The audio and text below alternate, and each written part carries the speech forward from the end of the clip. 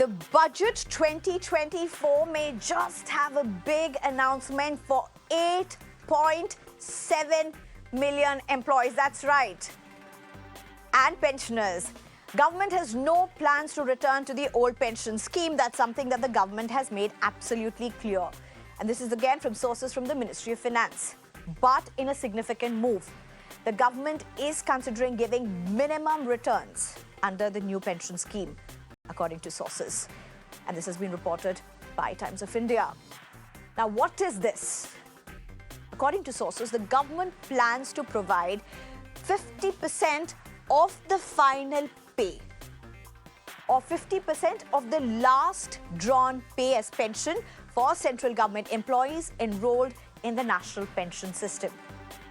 This effort addresses their worries about the pension payout, even though the current scheme offers attractive returns for those who remain invested for 25 to 30 years, especially for those recruited after 2004.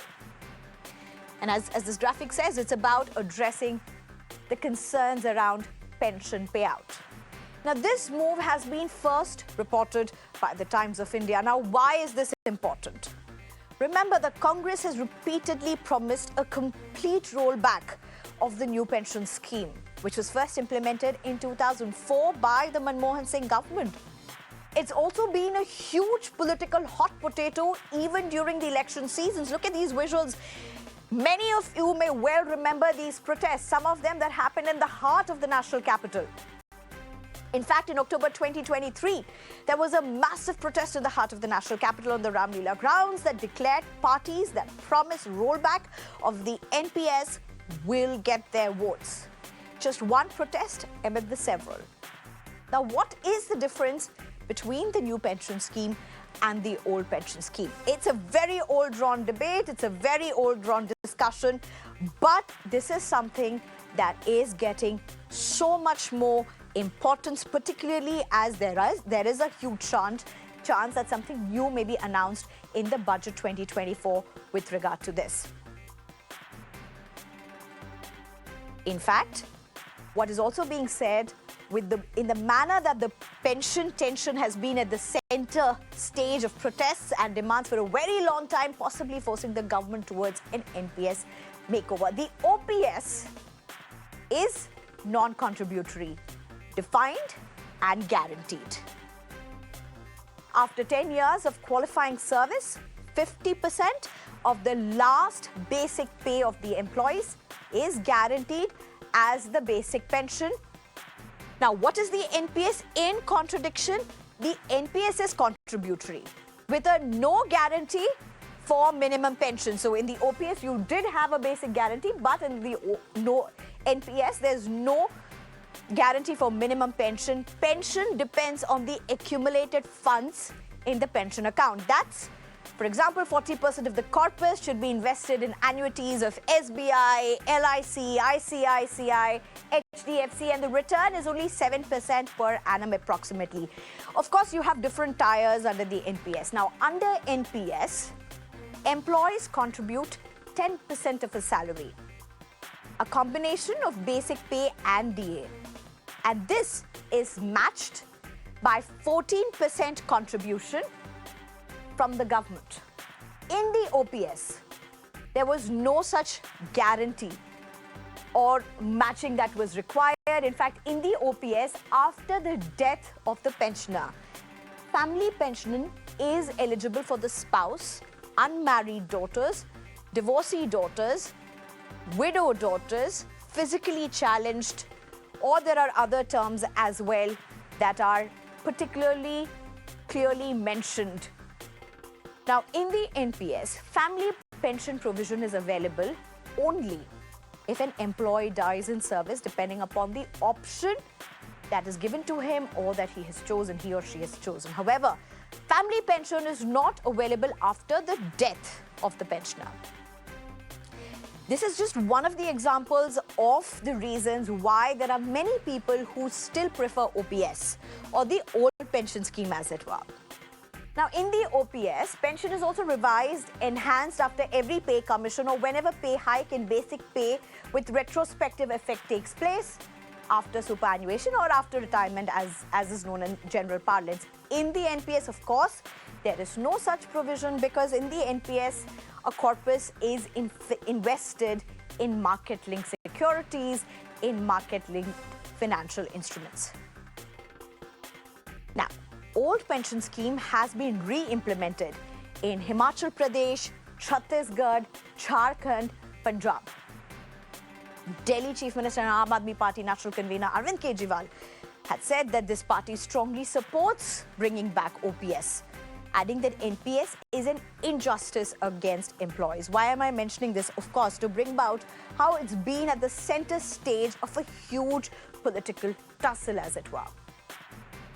The Modi government in March 2023 had set up a committee led by Finance Secretary TV Somnathan to find ways to improve NPS benefits without reverting to the non-contributory and fiscally unsustainable old pension system. That's what the centre has all through maintained.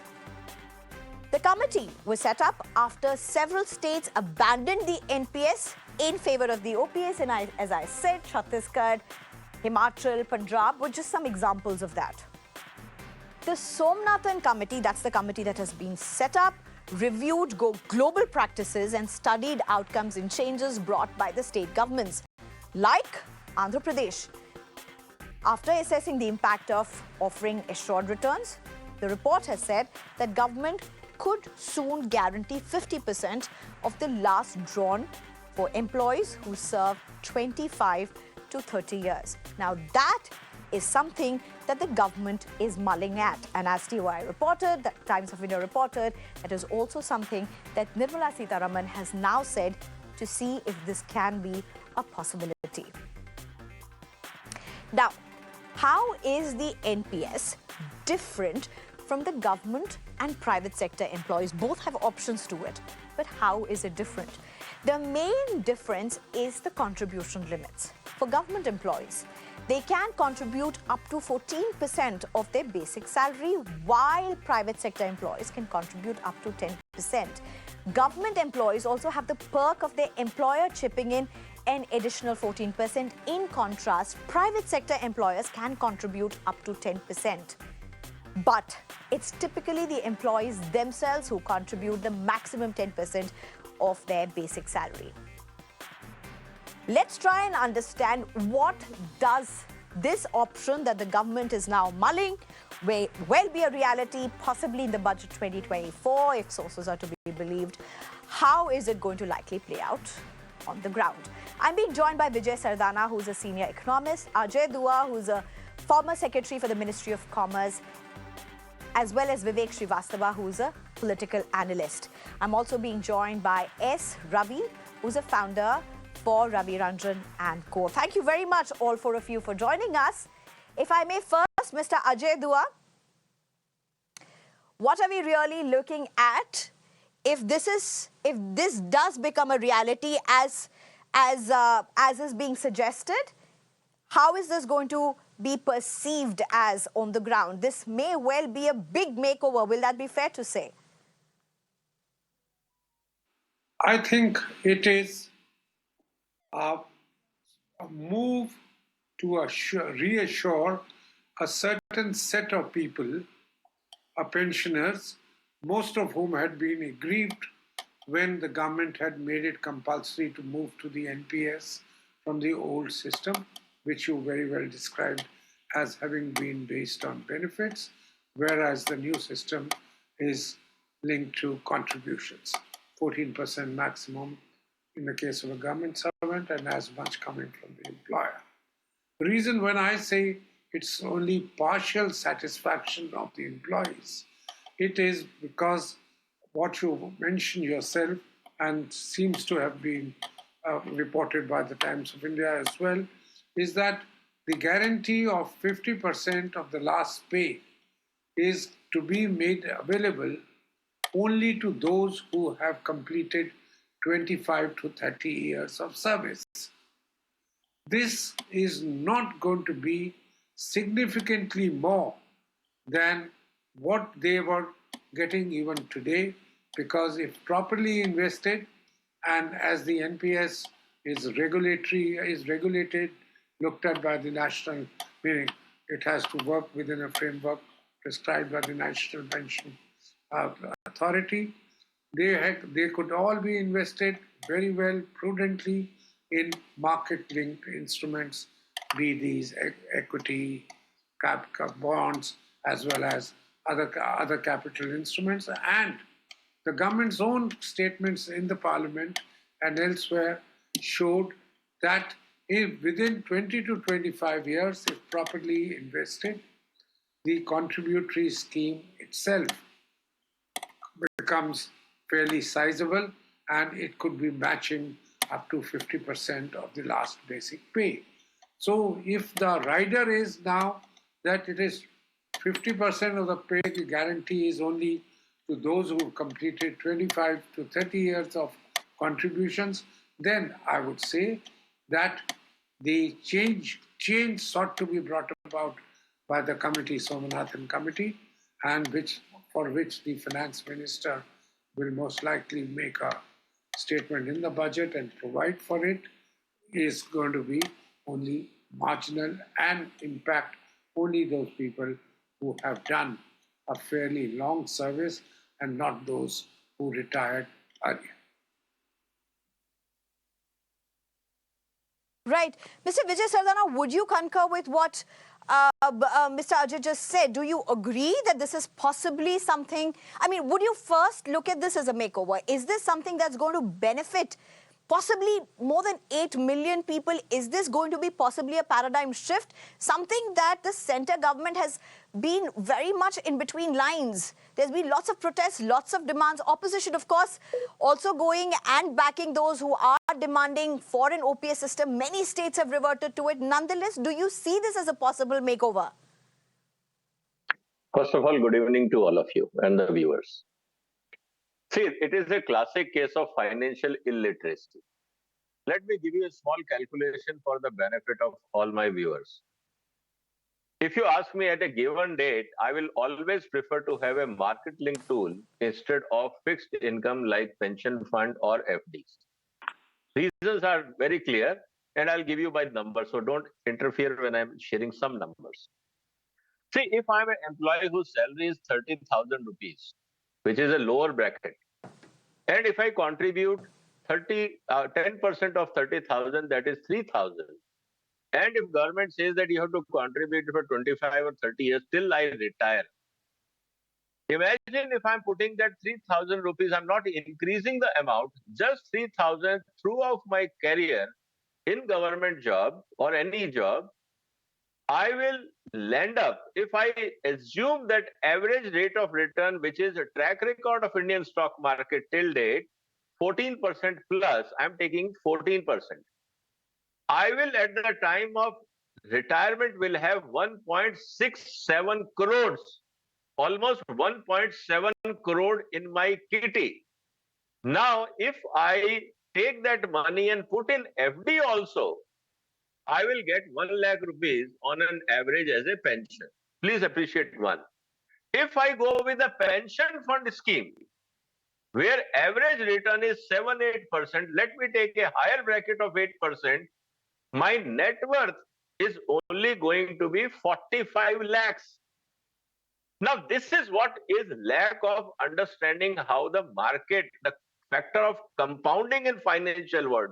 The problem in the whole process is Government of India has come out with a scheme without educating people, without telling them how to invest and what are the benefits. Number one. Number two, if you want to beat the inflation, which is always a concern for pensioners and senior citizens, the only way you can beat the inflation is by linking it to the market, because whenever there is an inflation, market gives you better return, because it adjusts to the reality. Whereas FD erodes your wealth. This is another important aspect which people have to think over it. And third aspect is, which Government of India has to do to improve the new pension scheme credibility, or I will say the confidence We have to focus on corporate governance, because obviously people, those who do not appreciate or understand stock market and the challenges there, whenever they see any manipulation or any issue in stock market, they lose confidence. So it is basically a financial literacy plus confidence at any given time. I'm being in a private sector. I never worked with the government for pension. Till date, if you ask me very honestly, I'm very happy investing in market. I hate FDs and I hate the government pension scheme of 8% because market gives me 14, 15, 16% return. So that is the reality. Ajay Dua, would you agree to that, Ajay Dua? Because frankly, there's so much that's in between. You may get a promise of a higher return, but it really isn't as simple as that. Because in the OPS, you also had a lot of promises that otherwise, a lot of benefits that were otherwise not just in terms of high market returns. It was also a monthly thing. So now it also depends upon which bracket of an employer you really are, which bracket of an employee you really are, and what are the benefits that you're really looking at. For example, the dearness allowance, the revisions that would happen, for example, the pensions that would go to the family, if the pensioner dies for some reason, all of these factors together, it's not just about the lump sum amount that would be coming in. Ajay Dua? Yes, I fully agree with you on that, that the old pension scheme, which is being sought after the government introduced the compulsory NPS, is largely because a whole lot of other benefits were available to the government servants, and that was irrespective of whether they had contributed for it or not. It was a guaranteed pension, defined, which could be increased depending upon the ability of negotiation of the government representatives and the joint consultative meetings, the conferences, etc. So here it was contribution scheme might be in terms of if there is steady market, capital market, where you can be certain of 14 to 15% rate of return, as Mr. Sardana just mentioned. Of course, it will work out, Okay. provided you have contributed to it significantly, and particularly in terms of the length, Right. duration of time, because the longer your money stays, the more interest it kind of accrues to it. Whereas in the case of the Okay. old pension scheme, Right. like government servants all used to getting things happening for them, irrespective of whether they have contributed to it or not, they were pretty happy on the earlier scheme. So the point I'm just trying to make is, Okay, let me just get in a different perspective, sir. It'll be interesting to see another perspective, and I'll come back to you for what you're saying as well. Let me just get in S. Ravi. And it's interesting that I have got you on this panel because, Mr. S. Ravi, the truth remains you're literally, you have your 2 feet on both boats. And that's not very often seen. You have, on one side, you have a lot of bureaucrats that are churned out from your system, and then you also are very much part of the corporate, of the private as well. So, Mr. S. Ravi, my question to you, and if you can have the graphics up as well at this point, of how the private and the government works very differently with the NPS. This whole discourse and debate that's happened around NPS versus the OPS, all the politics that's also happened, the protests that have also happened, and how the government now seems to be mulling a makeover, if that's the word I can really use. Does this also signify just the importance of what is a continuing sarkari mindset? That at least andar ghuse, if we enter a government job, at least we are sorted. So let me react. So as you rightly stated, the security of a government servant is far higher than in the private sector. And the private sector also, or the corporate world also deserves this NPS scheme because there are a lot of people who are away from the government and are working in the private sector. The thing that is most important is, as all the speakers have said before, the advantage of a of a NPS is it will be market driven, and it will be always higher return for everybody. That's from the employee's point of view. But from the employer's point of view, you get a deduction of 3614 under the Income Tax Act for whatever your contribution is. So the employer also is sort of, he gets into the scheme by contributing there. And, the whole scheme can be sort of well devised in multiple forms. And I think there are many instruments that are available. Let us take the US format, where there are many instruments that are coming in, including annuity, etc. So I think the advantage of the new scheme and for the employer is how it is managed, and it is all regulated. PFRDA regulates it. So it's a very, I would say that this shift, apart from this little bit of insecurity that it has created and a little bit of tweaking in this whole policy, it should see the employee and the employer both benefit from this whole thing. I think the little bit of challenges that people have, and as rightly stated, the educating this whole scheme is also equally important. So my view is, from the corporate viewpoint, it's an extremely good scheme. It requires a little bit of tweaking. From the employer's point, you get a good tax deduction, and it helps everybody. And the portability of it is also equally important, which has come in. It can be easily portable from one employer to another, which is also equally important in this. All right. Okay, in fact, it's interesting, and if we can just, okay, let me just get in the reaction right now. We also have with me Vivek Srivastava. Vivek Srivastava, if you can just be a little patient with us. I want to come back to you for a very important question. But before that, it's kind of important to get the context of what the former Chhattisgarh Deputy Chief Minister is saying. We spoke to T.S. Deo. It's interesting what he says, because remember, as I mentioned, Congress has been at the forefront of it all. It has also claimed during the elections and before, it also claimed that it will do away with the old pension scheme. Let me just introduce T.S. Deo at this point. Thank you very much, sir, for talking to us. My first question to you, how do you look at what the government is now proposing? Good evening, and thank you for having me with you all on the channel. And as far as the question of what should be given to government employees after their retirement, whether it should be the NPS, whether it should be the OPS, whether it should be some other permutation and combination, it is not something to be decided between the government and the opposition. It is a matter that is to be decided with the employee. Government is the employer. You take out an advertisement and you say that we want certain people for this particular responsibility, for this particular job. And this is what we are going to offer. Initially, they offered the old pension scheme. Now they have gone into the new pension scheme. I think it was during the time of Atal Bihari Vajpayee ji. And subsequently, the Congress too at that point in time had agreed that, okay, for reasons of additional burden on the exchequer, on the public finance, we are seeing that with going on giving pension is being viable because you will have less funds for development. That is the issue.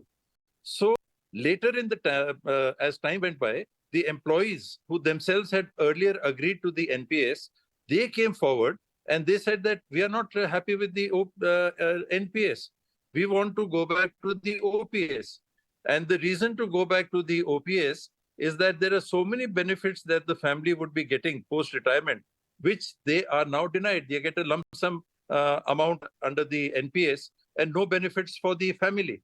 After the death of the employee, the wife too, after the death, after receiving pension and after passing away, the wife would get the pension for a particular period of time with the other health insurance or the health care facilities, etc. So the employees came forward. They came forward and they approached various political parties, including the Congress party. We had discussions with them. We worked out while we were in government in Chhattisgarh from 2018 to 2020. All right. Okay, sir. I understand your point, but can I ask you one question? Will Congress welcome this proposal? I cannot speak for the Congress, But I can certainly put my view forward, and that is that we should go with the employee. We want service during his period of working to be good.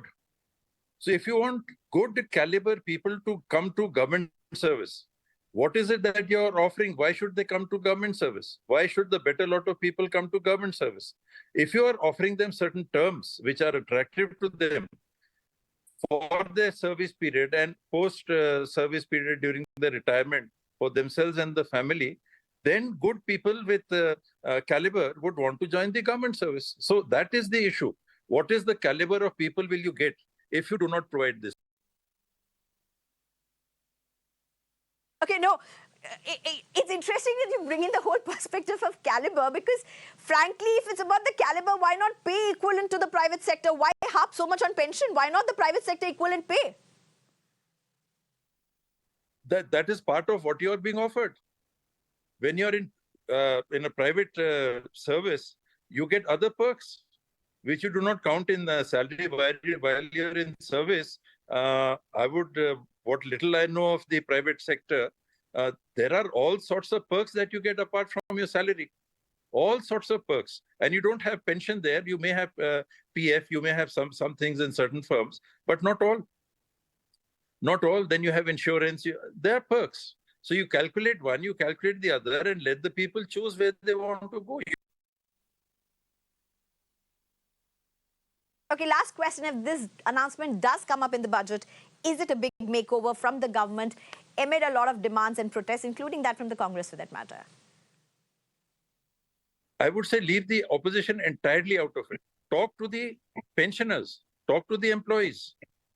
The opposition, so to say, is simply voicing the concern and the views of the employees. So why make it the government versus the opposition? It has nothing to do with the government versus the opposition.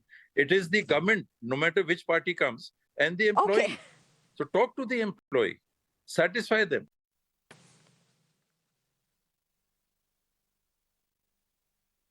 All right. Thank you very much, Mr. Dio, for joining us, for giving in that perspective. Thank you very much.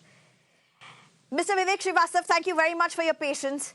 And if you could just have the graphics up for the number of states that have actually reintroduced the old pension scheme. And that's interesting as well, because has that, quite frankly, forced the government to come ahead and introduce or mull over this important tweak that they're looking into the NPS system? And that's perhaps, would you agree with this, Mr. Vivek Srivastava? States like Himachal, Chhattisgarh, Rajasthan, Jharkhand, Punjab, all of them actually going ahead and reintroducing OPS. Has this put, and the pressure around it, has this put the government on the back foot? Absolutely. This government is a capitalist government. This party is a capitalist party, the Bharatiya Janata Party, which is looting the country. Atal Bihari Vajpayee started it when he removed the entire concept of pensions. And then now they are on a back foot because the opposition is upbeat. And we are very clear that we support the old pension scheme. This nonsense of share bazaar and equity will not do. I am a software engineer, but I am also into trade unions because I am from the communist background. Therefore, I know both sides of it. If somebody has to invest in the share market, he or she will do it. 70-year-old or 80-year-old couple who is unwell, diabetes, blood pressure, you are talking of share market investments and returns at that age when they are staring at death. It is utter nonsense. What do you mean by market equity and why contributory?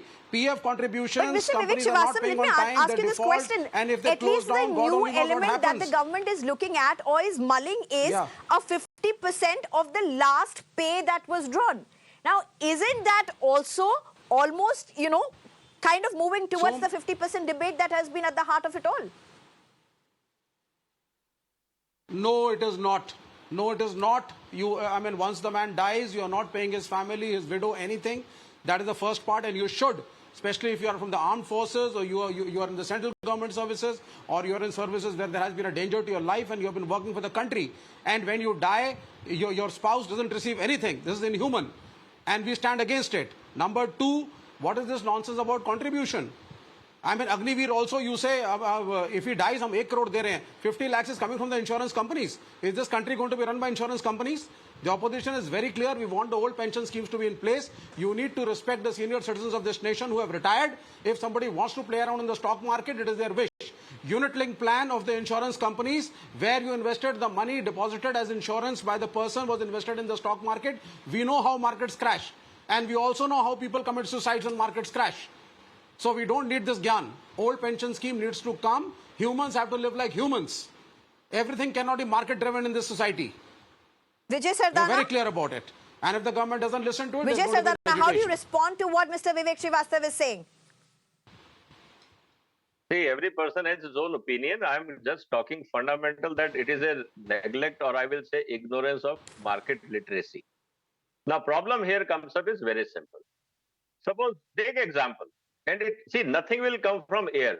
Employee, whether you take upfront or you take deduction or you take post-retirement, look at what the insurance companies or any pension plan does. If I work for Government of India, what I'm getting as an insurance contribution? Every year, 8% dividend added to my game. I'm deprived of 7 to 8%, sometimes 10% additional benefit, because pension plan will always give you the least denomination, not what actually they earn. Please understand this. So even if I contributing for pension and EPF add another 8% interest into it, that too very often on simple interest rate, here the challenge is you are from the day one deprived of the gain of your money. People are happy psychologically, financially they are losers. That is what point is that I don't want to contribute anything. Vivek Very Srivastava, so okay, let me just get a quick rebuttal. It's important for our viewers, and that's why I want Vivek Srivastava. Vivek Srivastava, look at what Vijay Sardana is saying. Yeah. Vijay Srivastava. No, he's talking nothing. I mean, I do not know. I think he thinks he's immortal. He doesn't realize that when you are old, you are unwell, if your children are not taking care of you and you do not have a house of your own, you need security. ये bourgeois middle class की भाषा जो है ना, ये you try teaching it to the lower middle class and the poor. It's a different ball game. I am an engineer, I'm a software guy, I know what you're talking of. But we are very few. The middle class and the bourgeois middle class is a very small constituent of this country of 140 crores. You need to understand. There are trade unions, there are laborers. Please respond, and I'm not facing both of you off. Cannot be just market driven and share bazaar. You know, both of you, the points that you're raising are what people really discuss, and it's important to have a debate with two people who know about this. So Vijay Sardana, please respond. Share bazaars are not going to decide. Share bazaars are not going to decide the life of the retired senior citizens of this country, period. We don't believe in it. जिसको share बाजार में कमाना है कमाओ. Vijay Sardana, please respond. लेकिन pension आपको fix देनी पड़ेगी. ऐसा है, श्रीवास्तव साहब के अपने मिसकॉन्सेप्शन है, उसको मैं यहाँ 5 मिनट में नहीं एड्रेस कर सकता. फैक्ट क्या है? मैंने आपको एक कैलकुलेशन आपके मिसकॉन्सेप्शन है सर. जूनियर, आप सब कुछ पैसा समझते हैं. मेरी बात तो पूरी होने दो यार, पूरी बात समझने दो. आर्गुमेंट नहीं है, नंबर की बात है. Okay, Vivek Srivastava, allow Vijay Sardana to just respond to what you are saying. सुरक्षा की है. अरे भाई, अगर आपको planning Okay, all right. Vijay Sardana as well as Vivek Srivastava, please. I think both of you hold very important opinions. Let's just go one by one, and that's why I'm coming to alternating between both of you. Both of you are bringing in very important perspectives. Both of you are raising concerns and voicing opinions that people really want to listen. Vijay Sardana, please respond to some very important concerns that Vivek Srivastava has made. See, again, I'm saying, even if I'm the lowest category of a government employee, my salary is 30,000, I contribute 10,000, 10% of my salary, which is 3,000. And when I even get increment or DA or whatever happens in government, I don't know, because I'm purely in private game. What I'm saying is, even throughout my life, even my salary becomes 1 lakh, I still contribute 3,000. At the day of retirement, my corpus will be 1.7 crore. Now, give me last minute, okay? If I take that 1.7 crore and put FD even in public sector unit, I get out from the market. My corpus is 1.7 crore. Even if government or the bank pays interest of 6% on that, I will get more than what I was getting in any government pension scheme. And throughout my life, even for next 200 years. Vivek Srivastava, respond to it before I go to the other panelists. Vivek Srivastava, I give you a minute. Please respond. देखिए, listen to me now. If somebody wants to earn in the stock market, invest in mutual funds, you do it on your own. We are talking of two different things. A pension is a very different thing. It caters to a very different class. It caters to people of a very different psychology. You need to understand. And at an age of 70, 75, 80, when your body is not working, आप sir luxury और पैसा नहीं देखते, आपको सुरक्षा चाहिए. There are families, माँ बाप निकाल देते हैं, माँ बाप को निकाल देते हैं बच्चे घर से, and there is nothing. ये ठेकेदारी प्रथा, contractorship, all this nonsense going on in society, this needs to end. And this government is capitalist. नहीं सर, बात अकाउंट, अरे सर प्रोविडेंट फंड तो मिलता नहीं यहाँ पे रिश्वत खिलाए बिना इस मुल्क में. आप किस कंट्रीब्यूशन की बात कर रहे हैं? देश के लिए अग्निवीर शहीद होता है, वहां भी आप कहते हैं कंट्रीब्यूटरी इंश्योरेंस है. सब कुछ कंट्रीब्यूटरी हो गया क्या इस देश में? All right, okay, all right. I'm definitely very less time. Ajay Dua, you raised your hand, you're very patient. Go ahead, Ajay Dua, make your last response. I mean, I appreciate what Vijay Sardana and Vivek Srivastava have done. This is not just some tutu meme or some brainless back and forth that's happened. These are very, very important spectrums that viewers will be very interested in and that the government needs to address. Ajay Dua.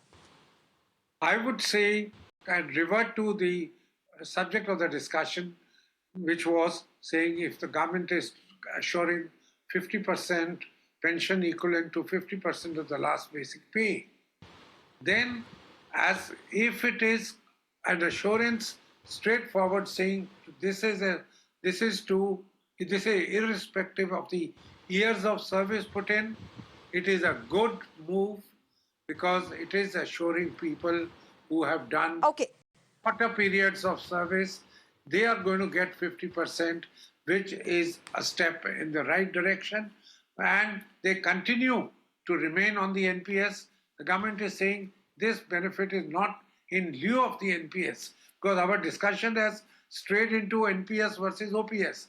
The government's today's move or this committee is not talking of abolishing NPS. It says it will be NPS, but in computation, we will take the basic pay as the minimum basic pay. All right, last question. Right, thank you so much, sir. Last question to S. Ravi. S. Ravi, should the government take a leave from the private or should the private take a leave from the government? So it's let me tell you, there is a disparity between the two salary structures of government as well as private. And basically what I feel is the salary levels of the private sector is far higher, but the security levels of job retention is far lesser. So both between government and private sector, there is an absolute difference. And to make it very crisp, the final point is the old pension scheme should be modified, and what you just stated with what we are expecting, this will be a great move because what will happen, it will give a lot of comfort at this point of time. And the scheme should be such that it can beat inflation, and you should have the right return on the investment, and that is most important. So I would say, from my viewpoint, corporate sector cannot be compared with the government sector in many ways. So, but this scheme is holistically available to everybody, and I think so we're one totally should out of time, tailor make it to their own requirement. All right, Vijay Sardana, Ajay Dua, Vivek Srivastava, as well as S. Ravi, thank you very much for joining us. It's been a pleasure to listen to all of you. I'm sure our viewers have engaged with all of you very closely. This is, of course, something that we'll have to look very closely about how much of this becomes a reality in Budget 2024. Nonetheless, this is one thing that people will be very keen in. Thank you very much, sir. Thank you.